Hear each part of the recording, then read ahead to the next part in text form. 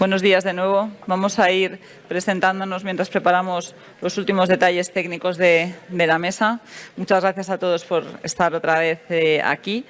Tenemos por delante una mesa que yo creo que es muy interesante y seguramente van a surgir a lo largo de la mesa muchas preguntas, y es cómo utilizamos las técnicas de deformación en nuestro día a día.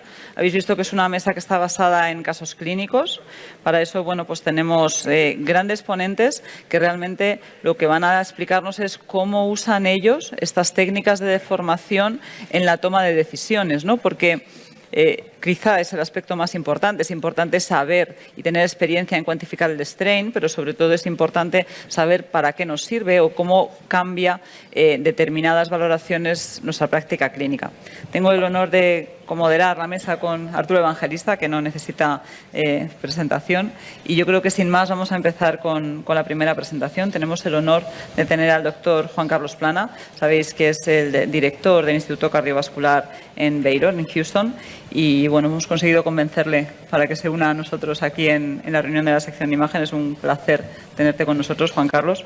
Él nos va a hablar de cómo utilizamos las técnicas de deformación en el manejo de las valvulopatías. Ok, perfecto, Teresa, muchas gracias, y muchas gracias a ustedes por darme la oportunidad de venir y compartir a nuestros casos y nuestro conocimiento el día de hoy. Lo que he querido hacer es traer un caso real. Este es un caso que tuvimos la semana pasada en nuestro hospital.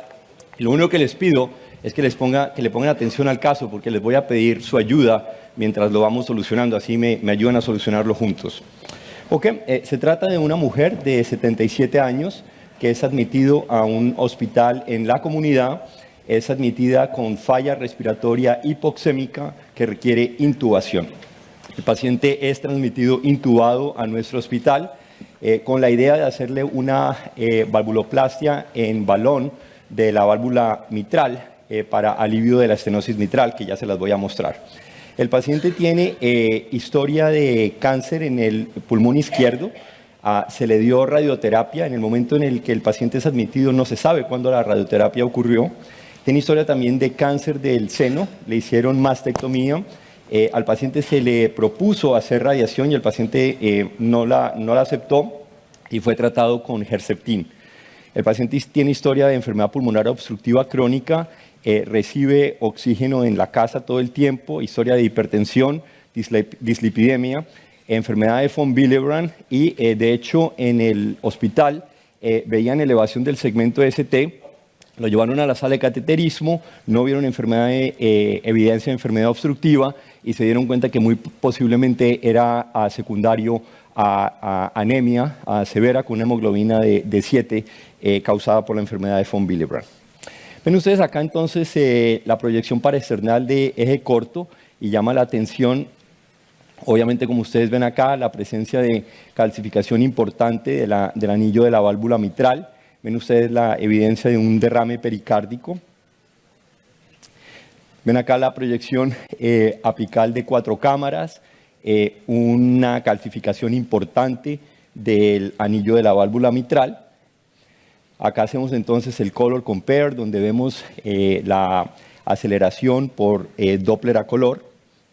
Acá entonces vemos en eco transesofágico cómo hay una calcificación supremamente notoria involucrando la valva anterior de la válvula mitral, donde básicamente la valva anterior está completamente paralizada. Hay una roca en esa zona.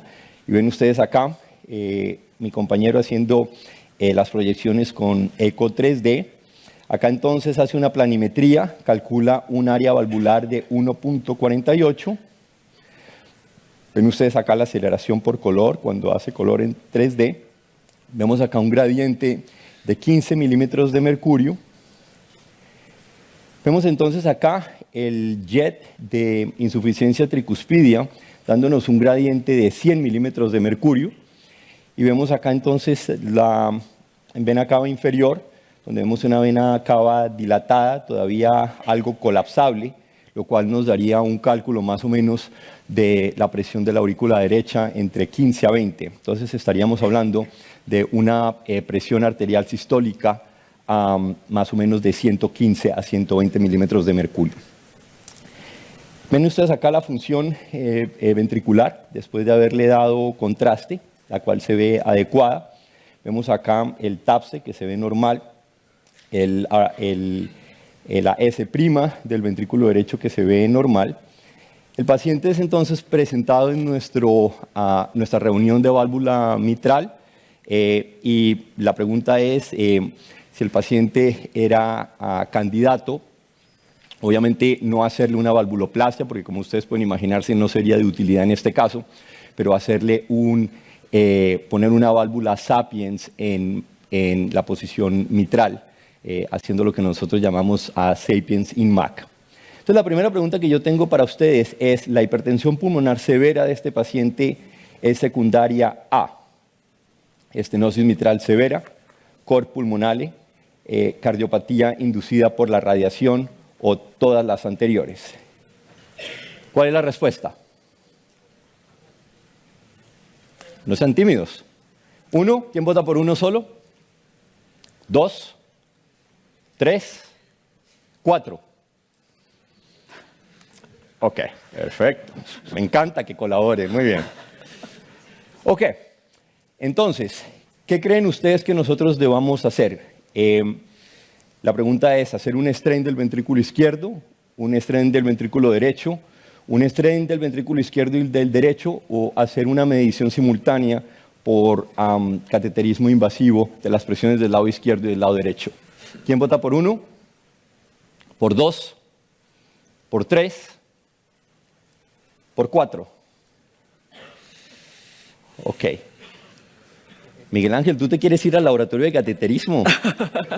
O sea, ¿te has ido al otro bando? Tímidamente. ¿Ah? Pero te escucho un poco tímido.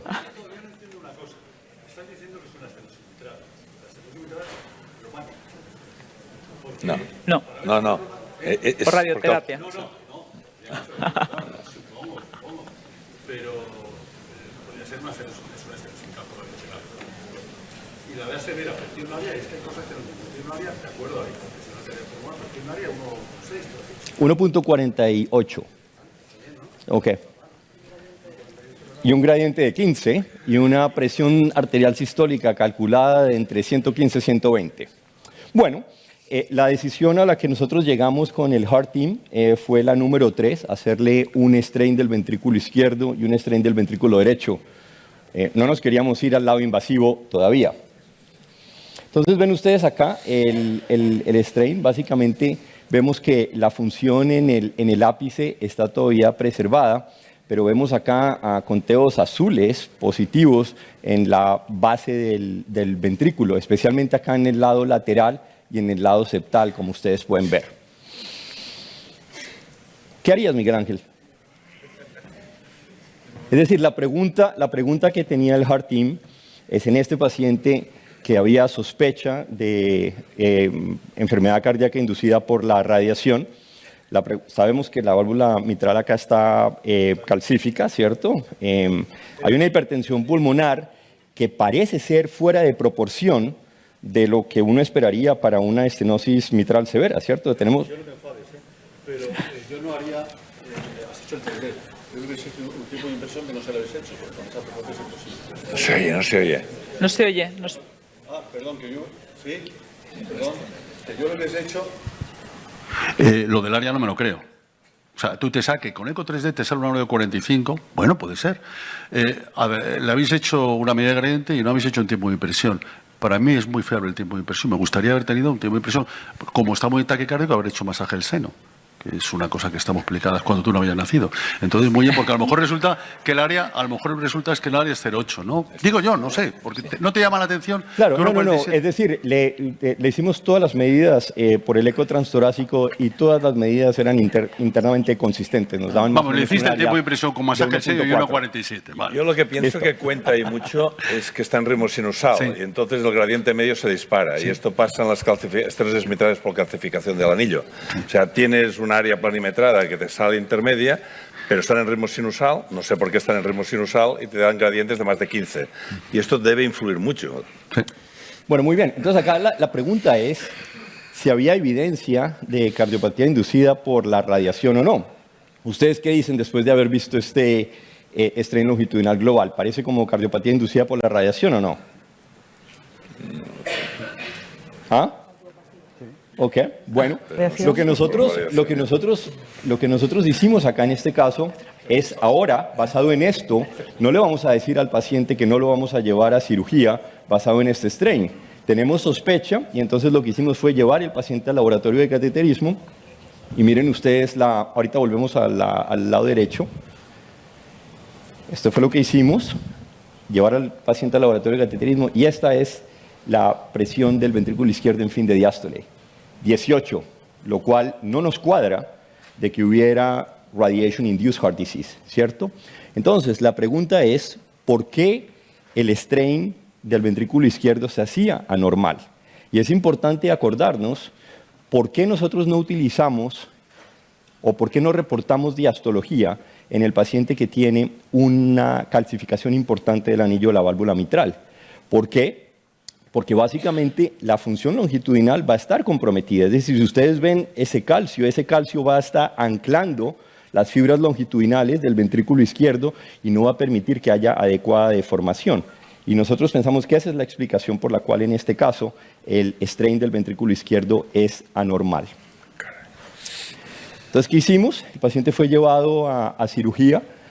Se le hizo una aproximación mínimamente invasiva, haciendo una toracotomía derecha, haciendo una exposición de la válvula mitral. Se le hizo una resección de la valva anterior y bajo visualización directa, entonces se hizo el deployment de la válvula de Edwards Sapiens 3 de 26 milímetros y haciendo expansión, asegurándose de que hubiera felpa entre la válvula de Sapiens y el anillo de la válvula mitral para que no hubiera zonas de leak, obviamente con ayuda con eco transesofágico para asegurarnos de que no hubiera insuficiencia mitral.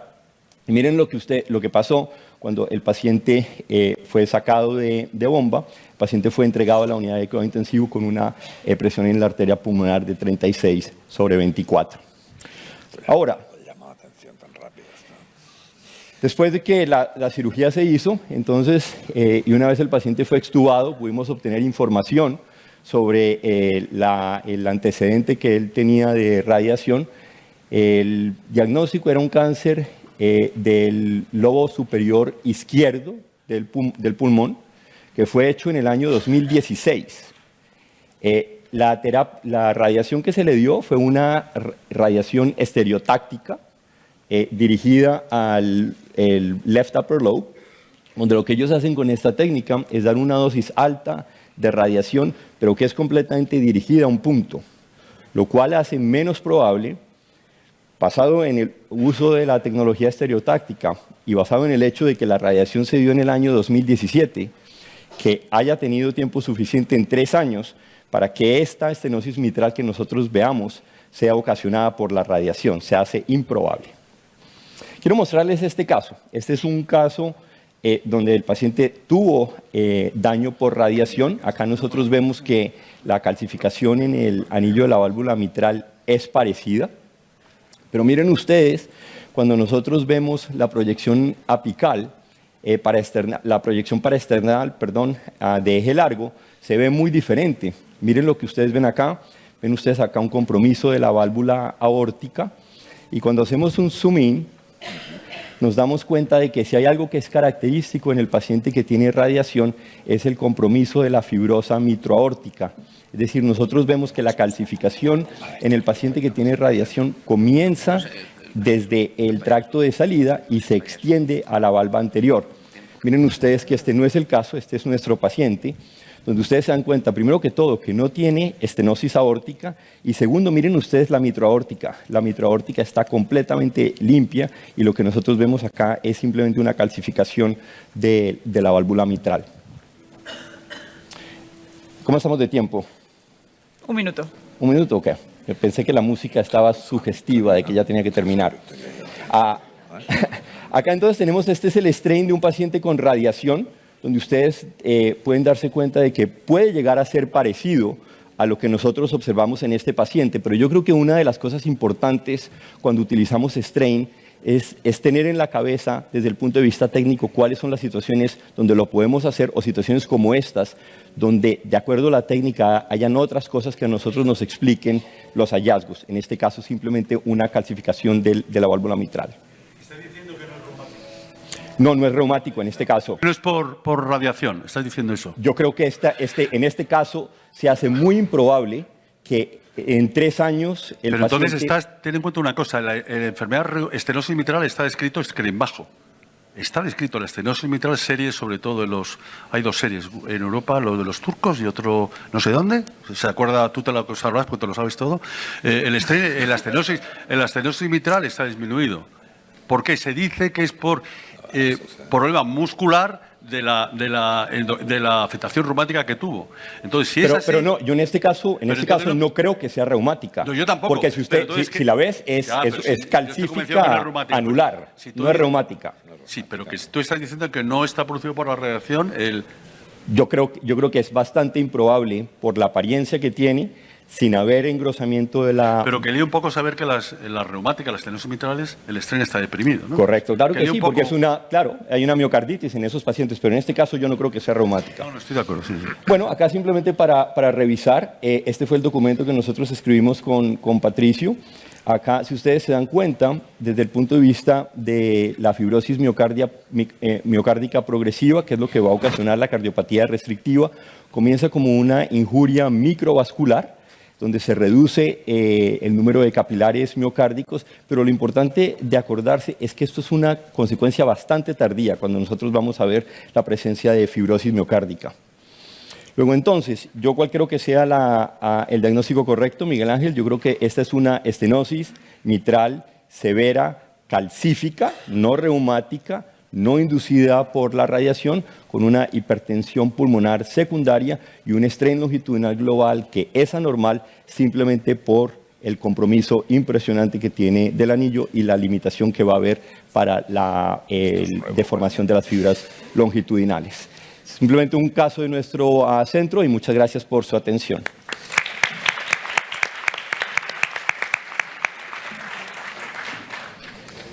Muchas gracias. Ahora pasamos al siguiente ponente. Haremos las preguntas al final. Es un placer para mí invitar a la doctora Victoria Delgado para que nos hable sobre cardiopatía isquémica y el papel del strain.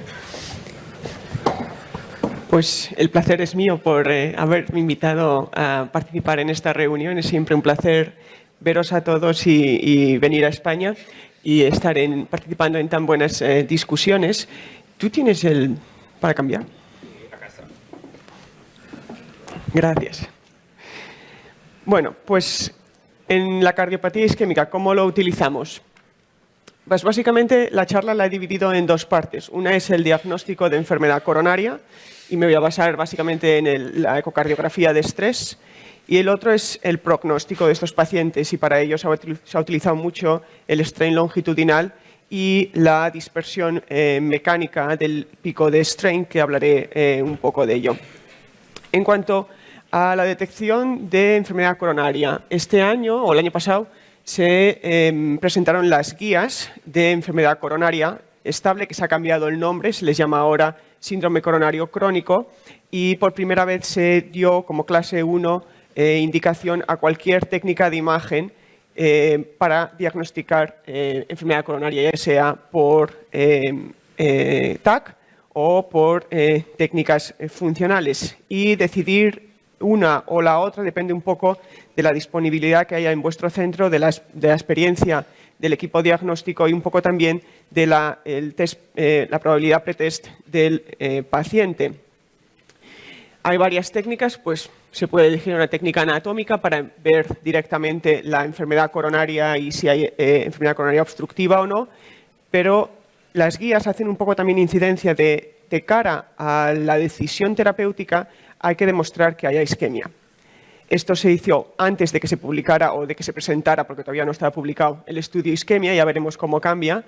Pero en cuanto a las técnicas funcionales, pues tenemos las técnicas de perfusión o las técnicas que se basan en la detección de anomalías de la motilidad de la pared. Y de esas, por ejemplo, es la ecocardiografía de estrés, que se puede utilizar, por ejemplo, con contraste. ¿Por qué utilizar la técnica de estrés en la técnica de strain en la ecocardiografía de estrés? Pues porque muchas veces la decisión o juzgar si hay anomalías de la motilidad regional es un poco bastante subjetiva y depende muy mucho de la experiencia de la persona. Y las técnicas de strain pueden detectar de manera más precoz, por ejemplo, si hay insuficiencia funcional o si hay una reducción de la función, mucho más que, por ejemplo, la fracción de eyección o las técnicas que se basan en la detección de las anomalías de contracción regional. Entonces, este es un caso, por ejemplo, que presento. Es una señora de 68 años con diabetes tipo 2 y que presenta o que viene a la consulta por dolor torácico durante el ejercicio. Esto es la adquisición que hacemos en nuestro centro con un eje, con el apical 4 cámaras al baseline, el baja dosis de dobutamina, dosis pico y el recovery. Y en este caso, por ejemplo, no sé yo, voy a poner todos los apicales. Yo diría que, por ejemplo, no aparece ninguna anomalía regional. Igual Carlos Paré, que tiene más experiencia ahí del que yo he aprendido, o Marta Siches, por ejemplo, podrían discrepar. Pero bueno, aquí presento la imagen. Este sería el 2 cámaras. Está siempre el segmento inferobasal, que es un poco dudoso, pero luego, por ejemplo, en el low dose mejora. En el pico diría yo que se queda la pared inferior y en el recovery, pues la pared inferior todavía le cuesta recuperarse. Y ese sería el apical de 3 cámaras. Es un poco difícil ver el ápex, pero otra vez el basal posterior igual no es muy bueno al baseline. Aparece que un poco mejora en el low dose y no sé si se queda en el pico, y en el recovery pues no se ve muy bien. Se podrían utilizar técnicas de contraste y de hecho nosotros utilizamos siempre el contraste para definir mejor el borde endocárdico, pero en el contraste, a pesar de que hay avances que ahora sí que se puede utilizar strain en las imágenes de contraste, nosotros no tenemos el software y no lo utilizamos. Entonces, ¿cuál es la accuracy o la precisión de la ecocardiografía de estrés basado solamente en la detección de anomalías de la contracción regional? Pues este es un metaanálisis de Marcel Geleinse, publicado ya hace muchos años, en el que se daba una sensibilidad y una especificidad del 80 al 84%. Si utilizamos las técnicas de strain, uno de los primeros papers que se publicó, por ejemplo, fue utilizando el strain rate basado en Doppler tisular, en el grupo de Leuven, por James Boyd, en el que se comparaba el strain derivado del Doppler tisular con el SPEC. Y lo que hacían era cuantificar el strain rate, el strain y el electrocardiograma. Y en los segmentos en los que había un defecto de perfusión, en los que había isquemia, lo que se ve, por ejemplo, en el strain rate es que el pico es mucho menor y aparece mucho más tardío, y en el strain, el pico total también, cuando hay isquemia en esa zona apical, es mucho menor y aparece un post-systolic shortening mucho más marcado que, por ejemplo, al baseline. Y esto se demostró en 44 pacientes. Si se aplica, por ejemplo, el modo M, pues se puede ver cómo el segmento que es isquémico, aquí en el panel A, se ve que hay un retraso de la contracción, del acortamiento sistólico, comparado con el que no hay isquemia. Y estos serían los parámetros de cómo diagnosticar, por ejemplo, si hay enfermedad coronaria significativa basado en parámetros de strain. Se medía, por ejemplo, el tiempo al pico de strain rate, la presencia de postsystolic shortening y el ratio. Si es normal, durante la fase inicial en el baseline, el pico de strain rate suele aparecer en la primera tercio de la sístole, y si hay una respuesta isquémica será muy retrasado. El pico de strain rate es normal y en la respuesta isquémica estará reducido, el postsystolic shortening estará incrementado y el ratio entre el postsystolic shortening y el pico de strain estará muy incrementado. Y estos serán los parámetros que ellos proponían para diagnosticar enfermedad coronaria basada en el strain. ¿Cuál es la precisión de esta técnica comparado con la evaluación basada solamente en la anomalía regional de contracción? Pues comparado todos estos pacientes fueron enviados a coronarioangiografía invasiva. El strain rate tenía una mejor sensibilidad que la visualización del wall motion normalities, y la especificidad también mejoraba. Estas son técnicas basadas en Doppler tisular, y la verdad es que si tenéis un laboratorio de eco bastante busy, bastante ocupado, pues es muy difícil, porque muchas veces el noise ratio es muy alto y es muy difícil de interpretar.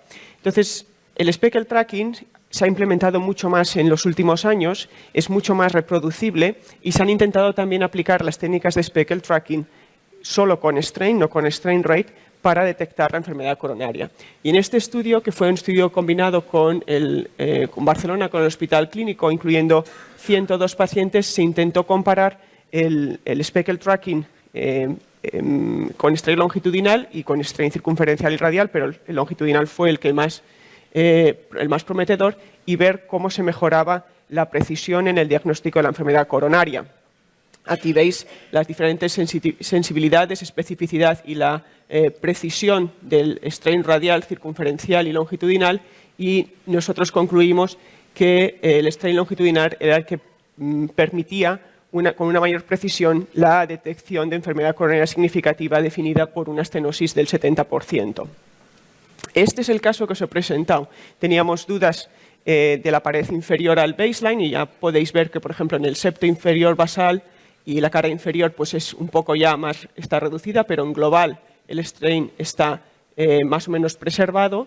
Durante la dosis baja de dobutamina, las áreas septal basal, inferior basal, pues mejoran un poco, y luego en el peak dose se puede ver que el strain longitudinal global se reduce, y es muy marcada la presencia de postsystolic shortening probablemente, y aquí hay lengthening, es muy reducido, muy deteriorado el strain longitudinal de la cara inferior. Y esta es la coronariografía de la paciente con enfermedad de tres vasos severa, pero principalmente la coronaria derecha. Con lo cual, es una técnica que nos podría ayudar a definir mejor si existe enfermedad coronaria significativa. En los pacientes que ya tienen infarto, pues las técnicas de strain se han utilizado más para la estratificación de riesgo de estos pacientes, y sabemos que la estratificación de riesgo de pacientes con enfermedad isquémica depende muy mucho del tamaño del infarto, que se mide mucho mejor con resonancia o con SPECT, pero si no tenemos al alcance esas técnicas de imagen o no los podemos enviar con tanta frecuencia como nos gustaría, pues podríamos utilizar, por ejemplo, el strain longitudinal, que nos define muy bien el área donde ha habido un infarto. Esto se ha demostrado, por ejemplo, comparado con resonancia magnética en este grupo, en el que se ve que el strain longitudinal se reduce muy mucho en base al tamaño de la escara miocárdica, dependiendo de si es subendocardia solo o si es una escara transmural, y las implicaciones de tener un strain de longitudinal del ventrículo izquierdo mucho más bajo, mucho más deteriorado, pues tiene implicaciones en cuanto al remodelado durante el seguimiento a 3 y 6 meses, como demostramos, por ejemplo, en este estudio con más de 1.000 pacientes. Aquellos pacientes que tenían un strain longitudinal mucho más deteriorado de 15% tenían a largo plazo un mayor remodelado del ventrículo izquierdo, y esto tiene implicaciones en cuanto al riesgo de ingreso hospitalario por empeoramiento de la insuficiencia cardíaca. También tiene implicaciones pronósticas en cuanto a la muerte global. En este caso, nosotros dividimos nuestra población en base a la media, y es un valor de -11. Aquellos pacientes que tenían un strain longitudinal mucho más deteriorado de 11% tenían un peor pronóstico. Y ya para acabar, introducir el concepto de dispersión mecánica, que se ha asociado al riesgo de arritmias ventriculares y muerte súbita. Este es un estudio del grupo de Ersvoll en Noruega, con casi 1.000 pacientes, todos con infarto agudo de miocardio, y trataron de medir cuál era la dispersión mecánica, que se mide como la desviación estándar del tiempo al pico de strain en las 3 cámaras apicales. y el strain longitudinal. Y lo que vieron es que el strain longitudinal era un predictor de mal pronóstico, en este caso un valor muy parecido al que nosotros encontramos, en este caso era de 12%, pero la dispersión mecánica del ventrículo izquierdo también estaba asociada a un mayor riesgo de eventos arrítmicos, en este caso con una dispersión mecánica de más de 61 milisegundos. Por lo tanto, yo creo que el strain longitudinal en pacientes con cardiopatía isquémica es bastante versátil y nos permite tanto el diagnóstico de la enfermedad coronaria como también la estratificación de riesgo de los pacientes que ya han tenido un evento coronario agudo para poder decidir cuáles son los pacientes en los que tenemos que hacer un tratamiento más agresivo para prevenir que haya un remodelado adverso del ventrículo izquierdo y reducir el riesgo de eventos arrítmicos y de hospitalización por insuficiencia cardíaca y muerte. Con esto, pues muchas gracias. Podemos discutir entonces.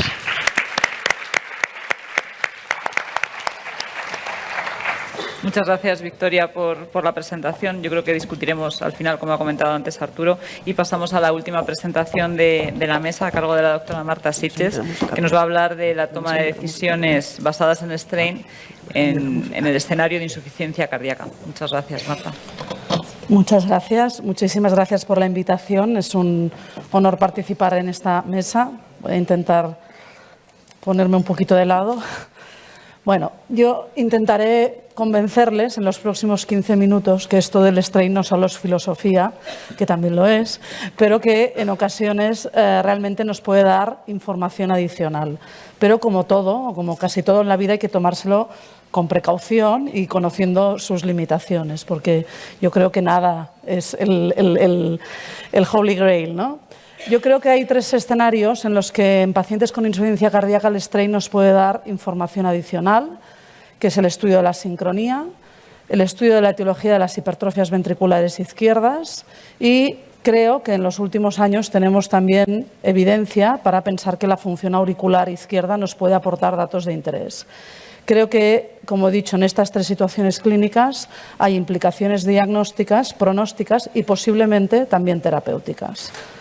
La sincronía, hace muchos años que ya hablábamos, este es un artículo de Victoria del grupo de Leiden, donde ya mostraban que el strain, en concreto mirando la deformación radial del ventrículo izquierdo, podía darnos una idea de lo asincrónico que se movía los diferentes segmentos del ventrículo izquierdo y eso podía tener implicaciones de cara a decidir o no si poníamos un resincronizador en un paciente con insuficiencia cardíaca.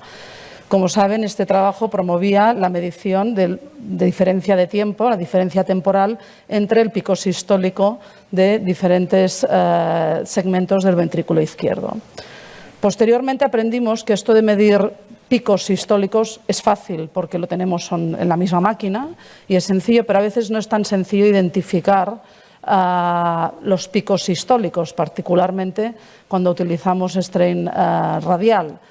Y por eso emigramos a algo más, quizás que aparentemente pueda parecer más complejo, pero que en el fondo es mucho más sencillo, que es el reconocimiento de patrones. Y además eso es muy interesante para todos los temas de inteligencia artificial que se han comentado en la siguiente charla. Y actualmente, añadido al valor del eco bidimensional, porque yo siempre recuerdo una frase de la doctora Moreno que decía que el bloqueo de rama izquierda se ve, y es cierto, se ve, y podemos ver este movimiento anómalo del tabique. Yo creo que la imagen de deformación nos confirma lo que está viendo nuestro ojo. Y si nos fijamos en este mismo paciente y vemos la deformación que muestran los segmentos septales en la línea amarilla y azul clarito, incluso hasta verde, podemos ver cómo hay una deformación precoz de la pared septal, mientras que la pared lateral no se contrae y por tanto se arrastra pasivamente, que es lo que ocurre cuando hay un bloqueo de rama izquierda, porque la activación eléctrica de la parte lateral del ventrículo izquierdo está retrasada y por tanto el septum tiene una contracción rápida, precoz, porque contrae contra una pared lateral que está flácida y que no opone resistencia. Por tanto, creo que el reconocimiento de este patrón es de interés para confirmar lo que ven nuestros ojos. Y no solo es lo que crea yo, sino lo que se ha demostrado que realmente, aunque aunque digan lo que digan los electrofisiólogos y las guías, aunque los pacientes tengan un mismo patrón de bloqueo de rama izquierda en el electrocardiograma, no todos los electrocardiogramas traducen una asincronía mecánica, al menos corregible eléctricamente, puesto que, como demostraron estos autores, hasta un tercio de estos pacientes no tienen este patrón típico y eso se correlaciona con un peor pronóstico en cuanto a respuesta al resincronizador. Por tanto, creo que en este punto la deformación miocárdica sí que aporta valor pronóstico, diagnóstico primero, pronóstico y además implicación terapéutica, que es la indicación de un resincronizador.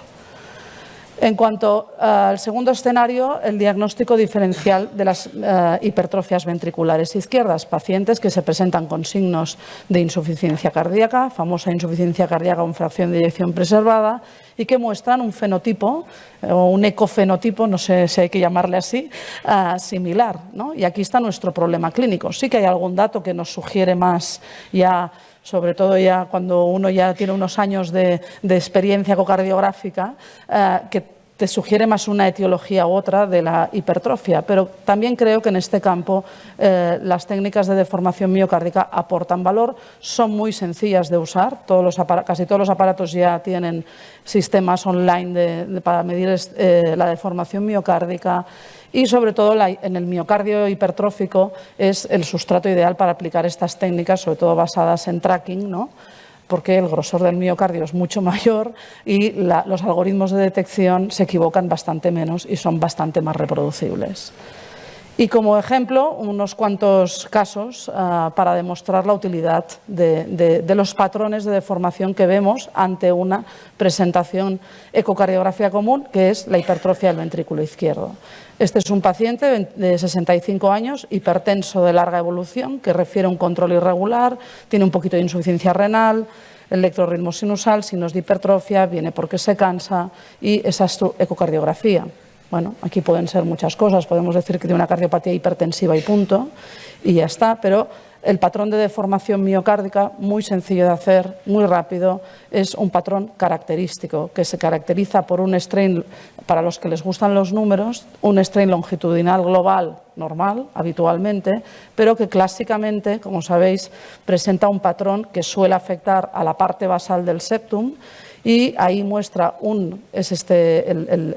la traza de color rojo, muestra un strain reducido y típicamente un signo de poscarga elevada, que es una contracción postsistólica.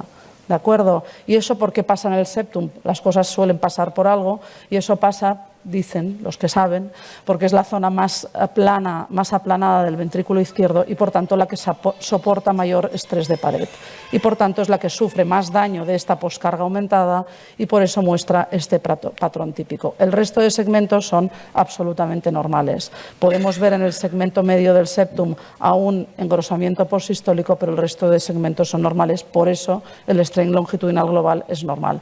Pero este simple patrón de strain longitudinal reducido y engrosamiento postsistólico nos da ya una idea de que aquí hay una poscarga elevada y que estamos probablemente ante una cardiopatía hipertensiva sin más. Bueno, sin más.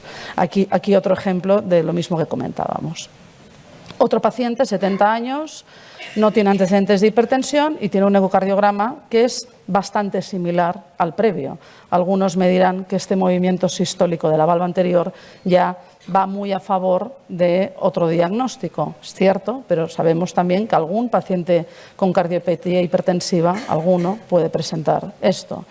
Más imágenes del mismo paciente, que además tenía, debido a este movimiento sistólico anterior de la válvula mitral, obstrucción en el tracto de salida, importante, insuficiencia mitral.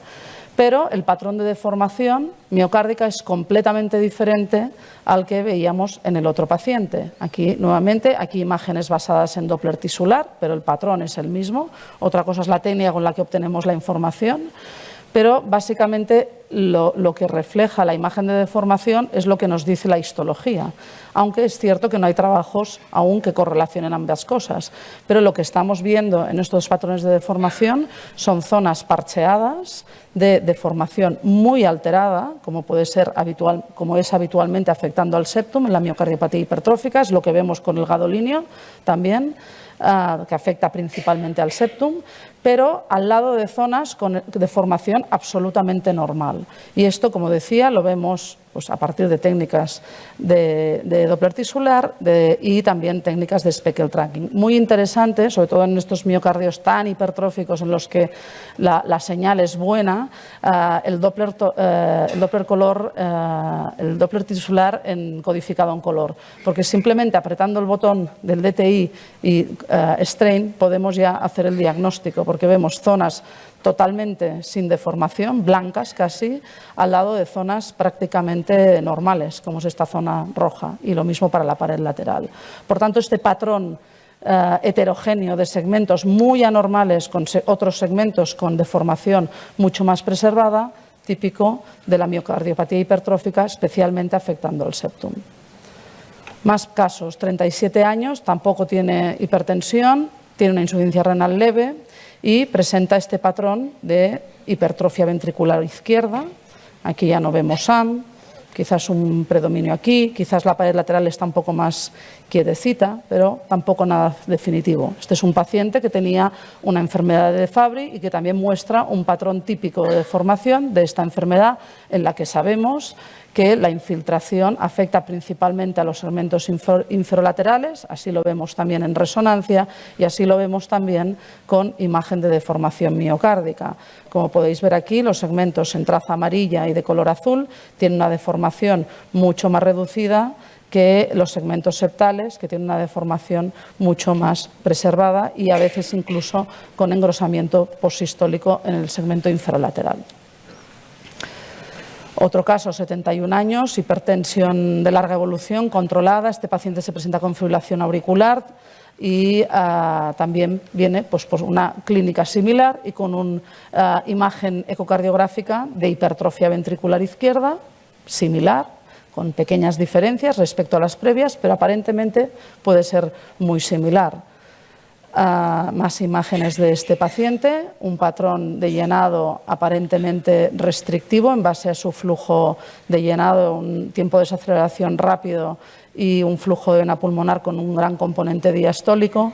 Y en este caso se trata de un paciente con amiloidosis, donde vemos que hay una gran reducción de lo que es la deformación longitudinal, en fases avanzadas afectando a todos los segmentos de manera difusa.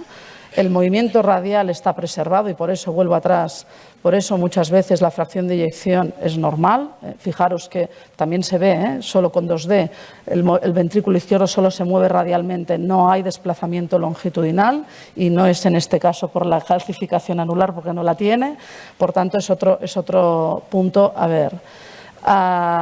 Y como decía, en fases avanzadas todos los segmentos están difusamente afectados con reducción difusa de la deformación longitudinal.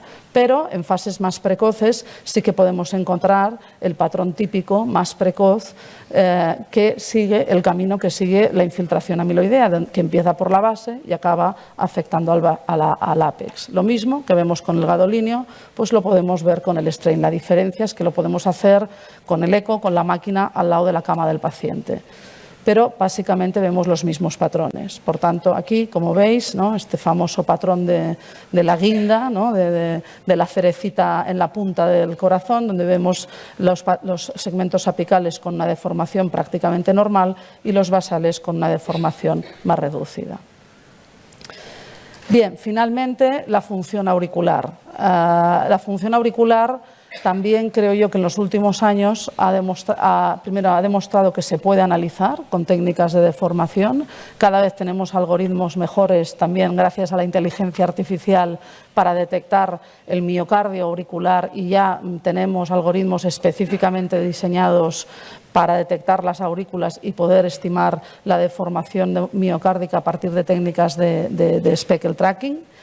Y creo que tenemos evidencia de que esto va a tener algo que decir o tiene ya algo que decir en los pacientes con insuficiencia cardíaca. En primer lugar, de cara al diagnóstico. Este es un trabajo que hicimos en nuestro hospital, pacientes que venían con disnea de inicio y que nos planteábamos el diagnóstico diferencial, si era insuficiencia cardíaca o no. Realmente aquí dividimos los pacientes según el diagnóstico final en fracción de eyección reducida, fracción de eyección preservada o que realmente no tenían insuficiencia cardíaca de acuerdo con los criterios actuales de la sociedad europea. Y realmente la función auricular estaba preservada en los pacientes que finalmente no tenían el diagnóstico de insuficiencia cardíaca, mientras que estaba tan o igual o peor que en los pacientes con insuficiencia cardíaca con fracción de eyección reducida. Por tanto, un valor diagnóstico en estos pacientes que se presentan con disnea de inicio. También un valor pronóstico. Cuando evaluamos el seguimiento de esta cohorte de pacientes, aquellos pacientes con una deformación auricular peor tenían correlación con niveles más altos de BNP, pero además tenían un peor pronóstico. Por tanto, implicaciones diagnósticas, pronósticas. Eso puede tener implicaciones terapéuticas de cara también a decidir si hacemos o no un tratamiento de control del ritmo de la fibrilación auricular. Sabéis que es un predictor de éxito de la terapia de ablación. Y finalmente, última diapositiva, yo preguntaría a los asistentes si ustedes tuvieran insuficiencia cardíaca, ¿cuál de estos 3 patrones de strain auricular les gustaría tener? A mí, sin duda, me gustaría tener este, que es el más preservado, el normal, porque es de un sujeto normal, pero estos 2 patrones son de sujetos con insuficiencia cardíaca con fracción de eyección preservada, son hipertensos de larga evolución y claramente este paciente, no lo sabemos aún, pero sin duda, seguramente tendrá un peor pronóstico en su futuro porque tiene peor función auricular. Ahí estamos, aún no lo podemos decir a día de hoy, pero posiblemente también esto tenga implicaciones terapéuticas en cuanto a su mejor control anticoagulante, en cuanto a ser más agresivos en cuanto a la prevención de fibrilación auricular y quizás en cuanto al tratamiento anticoagulante. Muchas gracias por su atención.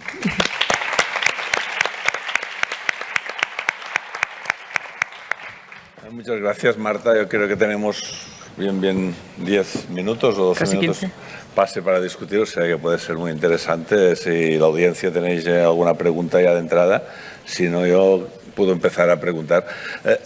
Has enseñado realmente, doctor Planas, unos casos que yo cuando he visto el strain se me ha ido la cabeza pensando en la amiloidosis. Resulta que, porque tenías la zona más preservada en el ápex, y me ha sacado del bolsillo el tema de que si en las reumáticas de este tipo, las no reumáticas por radiación podían tener una afectación más basal, hablando un poco del subvalvular.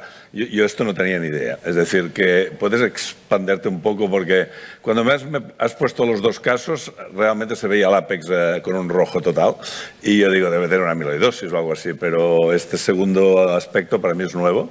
Y no sé si coincide ahí por casualidad en estos casos o esto es muy repetitivo.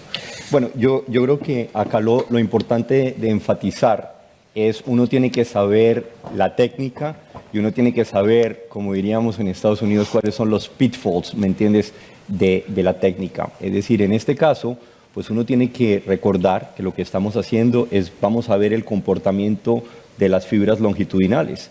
Pero como les mostré en este caso, y esa fue la razón por la que yo quise traer el caso, tiene uno que acordarse de cuál es el comportamiento que va a tener la deformación de estas fibras longitudinales en un paciente que tiene una calcificación quizás de las más importantes que yo he visto en mi vida del anillo de la válvula mitral. En este caso fue muy importante entender que así era, porque si yo hubiera sido precipitado, yo hubiera podido decirle al cirujano, yo creo que en este caso, como bien lo mencionaba Miguel Ángel, la hipertensión pulmonar está fuera de proporción de lo que uno esperaría para una estenosis mitral que apenas clasifica a la categoría de severo. Esto es un caso típico de Radiation Induced Heart Disease, y vamos a dejar que el paciente se muere, no le vamos a hacer la cirugía porque el paciente nunca se va a mejorar. En este caso, utilizamos el strain. Cuando vimos el strain, yo me senté con Ray Steinbach, que es el futuro presidente de la Sociedad Americana de Ecocardiografía, y dijimos, pueden ser 2 cosas. Pueden ser, es decir, como tú dices, tiene la apariencia de amiloide, pero en este caso nuestra sospecha de amiloide era muy baja, lo que iba en nuestro diagnóstico diferencial, antes de que tuviéramos la información adicional sobre la radiación que el paciente había recibido, era daño cardíaco inducido por la radiación o que hubiera una calcificación importante del anillo de la válvula mitral que estuviera limitando las fibras longitudinales. Por eso lo que hicimos, fuimos humildes, llevamos el paciente al laboratorio de cateterismo y nos dimos cuenta que la presión de fin de diástole no estaba un poquitín elevada, estaba de 18, lo cual no concordaba que nosotros tuviéramos una cardiopatía restrictiva y en ese caso dimos luz verde para que el paciente fuera llevado a sala de cirugía y se le hiciera el reemplazo de la válvula mitral. Lo que es importante, y esa fue la razón por la que yo traje el caso acá, porque uno tiene que saber la técnica, pero uno tiene que saber sus limitaciones para poderla aplicar, porque si no comienzo a cometer errores. Si acá yo hubiera forzado el diagnóstico de cardiopatía restrictiva, yo al paciente lo hubiera prevenido de ser llevado a cirugía. Entonces, ¿tú dirías que a un paciente que tenga calcificación del anillo extensa o lo que sea, este patrón podría ser reproducible y hay que tenerlo en mente? Correcto. Sí es importante, ¿no? Es decir, si es simplemente un MAC ligero, pues obviamente yo sería más cuidadoso, pero uno de los mensajes que ustedes se tienen que llevar es que esto puede ocurrir. Y bueno, es decir, esta es la razón, ustedes bien lo saben, por los cuales nosotros no reportamos diastología en el paciente que tiene una calcificación importante del anillo, ¿cierto? Porque no va uno a poder utilizar las velocidades de la onda E para saber qué tan bueno es la obstrucción diastólica o no. Marta tenía... No, totalmente de acuerdo. Yo también quería añadir que también hay que tener en cuenta que estos pacientes tienen una estenosis mitral, ¿no? Con lo cual la precarga de este ventrículo está reducida por definición. Correcto. Y no hay que olvidar que el strain también, aunque menos, también es dependiente de la carga. Por tanto, es otro punto, además de la calcificación. Pero llama la atención que el APEX no está tan afectado, ¿no? Es lo que aquí el caso me ha sorprendido, porque diría que si todo el ventrículo hubiera estado afectado, digo, vale, ya lo estudiaba cuando yo era muy jovencito, que me decían... Pues las estenosis mitrales a veces afectan todo el ventrículo, pero realmente hay que saber muy bien que el APEX casi no se entera. Y bueno, como se los mostré en el caso de radiación, si ustedes se recuerdan, pues el ápice va a estar localizado así, y si yo al paciente le doy radiación en manta, pues lo voy a estar radiando de esta manera y es posible que el ápice vaya a estar preservado. Luego, no todo caso donde yo tengo el concepto de apical sparing va a ser amiloidosis. Ya les mostré el caso y como ustedes se dieron cuenta en un caso real de cardiopatía inducida por la radiación, el ápice, la función del ápice estaba preservada. Entonces tiene uno que ser más cuidadoso cuando aplica las técnicas nuevas. Hay varias preguntas por aquí, si nos podéis acercar el micrófono, por favor. La doctora Martínez y el doctor García Fernández y el doctor Pedroli. Bueno, este mismo patrón de respetar el APEX y no el resto de segmentos no es infrecuente verlo y de hecho nosotros en un estudio que tenemos en marcha en nuestro hospital en pacientes que van a ser sometidos a TAVI, pacientes con estenosis aórtica muy severa y de hecho en la publicación de D'Andrea de 2017 creo que es de revisión de strain en hipertrofias, en la imagen que pone como modelo de un paciente pre-TAVI también tiene esa imagen, o sea no es tan infrecuente verlo sin que siempre sea amiloidosis, aunque te venga a la cabeza, ¿no? El reflejo es, uy, esto es amiloidosis, ¿no? En el taller que hicimos en la Casa del Corazón presenté un caso de amiloidosis cardíaca en un paciente que tenía una estenosis aórtica severa. Hay un artículo muy bonito que salió de revisión el año pasado y ellos mencionan que más o menos entre un 15 a 20% uno puede ver el patrón de apical sparing simplemente en el paciente que tiene una estenosis aórtica severa. Pero también un poco hay que recordar que para que el ventrículo funcione se tiene que llenar y probablemente el ápex, que es el que tiene la función de torsión y succión, va a ser probablemente el que más se intente preservar para poder llenar el ventrículo izquierdo y que luego haya una función sistólica. Cuando tienes un infarto de miocardio y el ápex se va a tomar viento, pues ahí puedes tener dificultades. Hemos sufrido, ¿eh? Me sé contener, no te preocupes. Mi pregunta iba en relación al tipo de tratamiento que le aplicasteis a esta señora, porque no, al menos no tengo interiorizado una cirugía que se haga resección de la válvula y que después se implante una prótesis tipo TAVI por acceso transarterial. ¿Puedes explicarlo? Bueno, lo que nosotros o sea, los pacientes que tienen una calcificación del anillo, si uno fuera a hacer un reemplazo usual, es una cirugía bastante compleja y bastante mórbida cuando ellos tratan de ir y de resecar todo ese calcio. Generalmente es lo que ellos llaman una cirugía tipo comando. Tienen que reemplazar, básicamente abrir el corazón. Lo que hacen es las zonas donde ellos resecan el calcio, le hacen parcheo con pericardio. Es una cirugía bastante difícil. Lo que nosotros hacemos, la técnica que nosotros utilizamos en estos pacientes, sobre todo, te doy un dato antes importante. ¿Cuál es el problema que nosotros tenemos cuando tratamos de utilizar válvulas percutáneas en posición mitral? El problema es generalmente que es difícil anclarlas. Y entonces por eso la nueva tecnología básicamente lo que hace es abrir básicamente como dos sombrillas, una arriba y una abajo, para que la válvula quede anclada. Bueno, ese no es un problema en el paciente que tiene una calcificación importante del anillo mitral, porque hay tanto calcio que queda funcionando como lo que ocurriría en una estenosis aórtica severa, que la válvula se va a quedar ahí. Entonces lo que nosotros hacemos es, en casos normales, donde no hay la calcificación acá, como había en este caso, es nosotros hacemos una tomografía, lo mandamos al Core Lab que queda en Cleveland y ellos nos hacen una simulación de qué pasaría con la valva anterior si quedaría obstruyendo el tracto de salida, y basado en eso entonces nosotros decidimos, lo cual en este caso no era ni siquiera una pregunta, si hay que resecar o no la valva anterior. Y hacemos una aproximación por toracotomía derecha, visualización de la válvula mitral y ponemos una válvula Sapiens en el área donde está la calcificación del anillo mitral.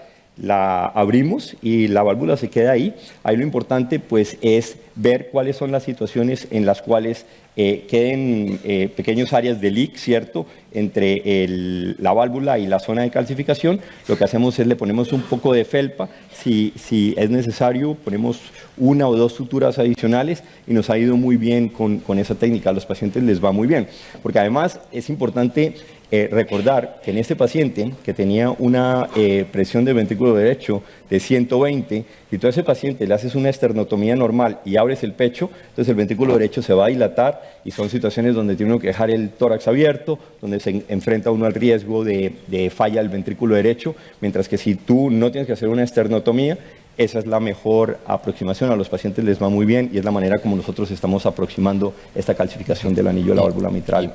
Y mientras le paso el micrófono, entiendo que preferís esta aproximación mejor que una Balfin MAC. ¿Que una qué? Una Balfin MAC, por acceso transfemoral directo de una prótesis aórtica, ¿no? La Sapien, por acceso transfemoral, y colocarla en posición mitral. Los resultados no son muy buenos, los resultados no son muy buenos, pero entiendo que este abordaje quirúrgico mínimamente invasivo lo preferís al percutáneo completamente.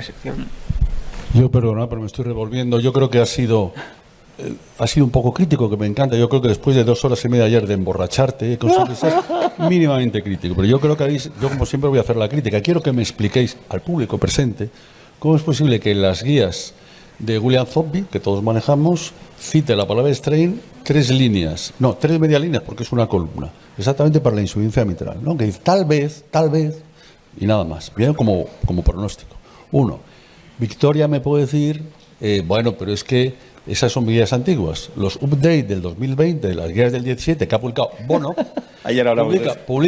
Publica 31 datos de cuantificación con eco de insuficiencia mitral, 31. Narices, le dedica una página al PISA, que también está en imaginación, pero bueno, no cita ni una vez la palabra strain en todo el documento. Guías del 2020. Luego el uso apropiado de multimodalidad, que muy bien conoce Plana, por supuesto, saca 81, 80, 90 apropiadneses, criterios de apropiadneses. Solo cita 2. Obviamente el de cardio-oncología y miocardio hipertrófica. Y lo demás no lo indica, da 7 y de 7. Eso habrá que explicarlo. Si yo hago strain, como vosotros, yo por lo menos lo hago y sé con las limitaciones, pero habrá que explicar, por ejemplo, Victoria, cómo es posible que en el trabajo bestial que ha publicado Yasmina Hamsi, o como se llame en árabe, no lo sé decir muy bien, Yasmina supongo que será árabe, bestial que acabáis de publicar, ¿no? Es impresionante, 600 insuficiencia mitral severa, sacáis el valor pronóstico del strain y sacáis como valor 21.5 de corte para arriba y para abajo. Yo, en mi equipo, damos 19 como normal. Entonces resulta que es cierto, que es que lo que se dice, que las casas ya han igualado, no, cada uno damos el strain que nos da la gana. Las casas nos engañan diciendo que todos dicen, no, se han homogeneizado. Es mentira, ¿qué pasa con una homogeneidad? Cada casa da lo que da. Mi equipo no es como el tuyo. Y eso plantea un problema, que es el problema de fiabilidad y de manejo del strain. Y en eso no habéis sido crítico, y persiste. Y ese problema persiste, y eso es porque Bono no lo mete, porque lo sabe, lo sabe, supongo que se lo ha hecho, no que sea tonto, porque leerá como leemos todos, ¿no? Entonces yo creo que hay que ser un poco más crítico, y creo que además estamos todos en la misma onda. Hay un problema, cuando es mala venta, es más fácil, a pesar de la variabilidad, te lo conté en la comida, no estoy de acuerdo con lo que dices, Siempre citáis que es mejor que la fracción de inyección, porque citáis los trabajos buenos. Hay un trabajo de Flashcam que dice todo lo contrario. Es decir, que eso de que es menos variable el strain que la fracción de inyección sería por lo menos discutible. Y en mis manos me es más fácil confundirme con el strain que con la fracción de inyección. Y esa es la explicación de por qué cuando uno hace una encuesta entre gente como nosotros, no me estoy refiriendo a los grandes centros, te dicen que únicamente lo utilizan rutinariamente el 20-25%. Y tú ayer me confesabas, no sé si estabas un poco alcohólico, porque lo vimos un montón, que sí, que tu hospital, lo decías, no se hace rutinariamente. Planas dijo que no se hace. Cuando digo rutinariamente lo digo en cardiología. Estoy diciendo en todos los pacientes. Realmente tenemos que transmitir la realidad. Y la realidad no es lo que habéis transmitido. Porque hay que ser más crítico. Y eso que ha habido un toque crítico. El autor Delgado, ninguno. Pero ya tenía un pequeño toque crítico y tú, después de lo que me costó emborracharte, has sido un pelín más de crítico. Luego hay que tener mucho cuidado y explicar a estos señores por qué no. Aguántense, que doy mi Vamos a versión. escuchar la respuesta, Miguel Ángel. Explicarme, ya está. Explicarme por qué no están las guías y por qué hay un problema para la interpretación rutinaria, para meter el strain de una manera rutinaria y por qué para mí es 18%, y no voy a decir qué equipo es el mío, 18,5%, y para vosotros es el 21%. Algo está fallando, vamos. Yo no sé, si lo explicáis, pues yo lo agradecería. Un minuto cada uno para... ¿Quieres comenzar? Bueno, Jasmine Hiemstra es holandesa. 100%. No. 100% holandés. Son un poco más exóticos. También les gusta mucho el saté y todo esto, así que viene de la India.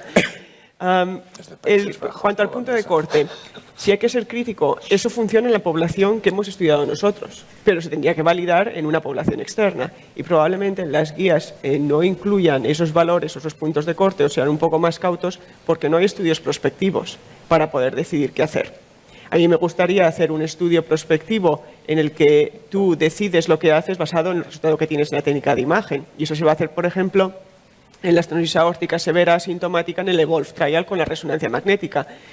Igual es echar piedras contra su tejado, porque a lo mejor la resonancia magnética en ese estudio sale que no vale para nada o que no puede decidir qué hacer con esos pacientes, pero al menos tenemos algo en el que basarnos para decidir si una técnica de imagen nos va a permitir en la decisión de terapia o no.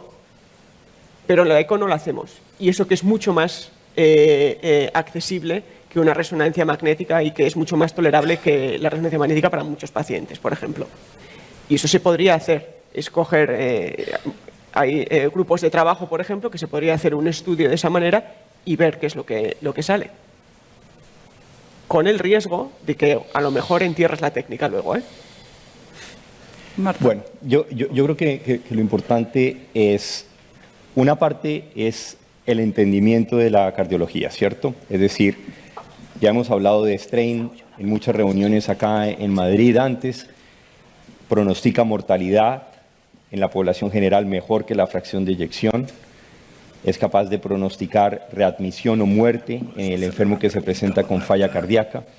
En las valvulopatías pronostica muerte en la insuficiencia aórtica y en la insuficiencia mitral. Es capaz de pronosticar muerte en el paciente con estenosis aórtica. Genial desde el punto de vista de conocimiento. Ahora, ¿cómo lo aplico yo en mi práctica clínica del día a día? Para mí, yo creo que lo utilizo yo en dos tipos de situaciones. Situación número uno, la situación donde a mí me cambiaría mi conducta terapéutica. Es decir, en el caso que yo les mostré, nosotros lo utilizamos para entender el paciente y decidir una conducta adecuada y lo pudimos hacer. En el caso que les mostré el miércoles, en el paciente que pudimos diagnosticar una amiloidosis cardíaca con el patrón de apical sparing, nos ayudó. Y para sortear, como tú lo mencionaste, pacientes que tienen hipertrofia, la técnica de strain nos lleva a un nivel superior para poder hacer cosas que no podíamos hacer con la ecocardiografía convencional. Lo que yo te mencionaba ayer es que en este momento es impensable pensar que nosotros pudiéramos utilizarlo en todos nuestros pacientes. No es nuestra realidad. Nosotros lo utilizamos de una manera selectiva. ¿Sí calculé la fracción de eyección en todos los pacientes? Claro que sí, pero acordándonos de cuál es la limitación de la técnica también. Es decir, acordándonos de que lo que yo estoy reportando tiene un margen de error de 10 puntos de fracción de eyección, lo cual es aceptable para el manejo de la gran mayoría de nuestros pacientes. Marta. Bueno, ya lo he dicho al principio, hay que conocer las limitaciones y yo creo que tenemos esa no sé si manía o esa costumbre de intentar buscar un solo parámetro perfecto, y eso no existe, ni la fracción de eyección, ni el strain, ni el PISA, ni nada. Entonces yo creo que vamos hacia la inteligencia artificial para ayudarnos a integrar, y lo que no podemos hacer es desintegrar. Hay que tener cuanta más información mejor. ¿Por qué el señor Bono no lo ha puesto? Pues no lo sé, igual es que él no acaba de ver el resto de la deformación, pero hay más que evidencia, mucha más que la fracción de eyección, que el strain longitudinal determina el pronóstico de los pacientes con insuficiencia mitral. O sea, ¿por qué no lo ha puesto? Habrá que preguntárselo a él, pero que esto es útil, seguro. ¿Que requiere un poco de aprendizaje y de entender y a pararse a pensar? Sí. ¿Y que eso es difícil a día de hoy con 100 estudios en los laboratorios de ECO? También. Pero que en algunos aspectos sirve. Ahora, si nos fijamos, strain longitudinal 18%, sí o no, mal asunto. Así no va a funcionar. Hay que fijarse en los patrones, pensar en la situación, en este paciente en concreto, si me sirve o no me sirve. Y nosotros, por ejemplo, en un pequeño curso que hacemos de strain, hemos demostrado que los patrones son mucho más reproducibles que no los números. Y eso de gente que es el primer día que se pone a manejar un aparato para cuantificar strain. O sea, fijémonos un poco más en los patrones, ampliemos la mirada y no pensemos que existe un solo parámetro porque no lo vamos a encontrar. Entonces... Una última pregunta que nos ha surgido a Arturo y a mí es ¿strain basado en DTI o strain basado en Speckle Tracker? Porque has enseñado varias imágenes también, ¿no?, de strain basado en DTI. Los ingenieros dicen que el Speckle Tracking es para los médicos que son un poco más limitados. Eso dicen, que nos engañan mucho. Dicen, no sé si es verdad. Yo creo que por practicidad es mucho más práctico el Speckle Tracking. Evita la angulación del ángulo y es más cómodo. Ahora, yo por ejemplo utilizo bastante las hipertróficas, el DTI Color, porque es un segundo, apretar el botón y lo ves en las hipertróficas, en el resto no. Bueno, me parece que aunque haya algunas preguntas más, las podemos hacer a la hora del café porque daría para 2 horas y creo que seguiríamos preguntando porque es un tema muy bonito. Lo habéis tocado muy bien y agradeceros por vuestras presentaciones y por la discusión que ha habido en la audiencia. Muchas gracias.